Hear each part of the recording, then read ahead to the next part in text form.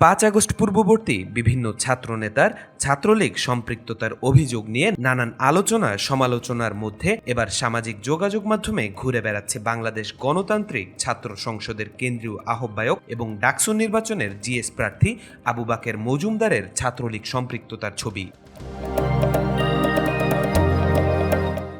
সামাজিক যোগাযোগ মাধ্যমে তার একটি ছবিও ভাইরাল হয়েছে। আবু বাকের বাংলাদেশ গণতান্ত্রিক ছাত্র সংসদের কেন্দ্রীয় আহ্বায়ক। ডাকসু নির্বাচনে এই ছাত্র সংগঠন মনোনীত প্যানেল থেকে তিনি জিএস পদে প্রতিদ্বন্দ্বিতা করছেন।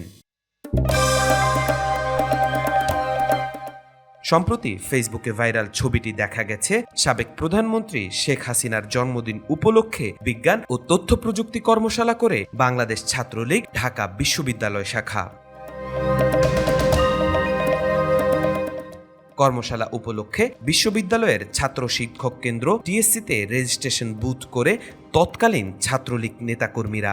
সেই বুথে ছাত্রলীগের নেতাকর্মীদের সঙ্গে একটি ছবিতে দেখা গেছে আবু বাকেরকে।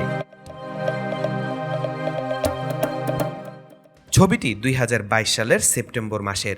ওই ছবিতে ছাত্রলীগের সঙ্গে রেজিস্ট্রেশন বুথে অংশ নেন বাকের। যদিও 2024 সালের বৈষম্য বিরোধী ছাত্র আন্দোলনে নেতৃত্ব দেওয়া শিক্ষার্থীদের মধ্যে একজন ছিলেন আবু বাকের। তাওফিকুল ইসলাম, আজকাল।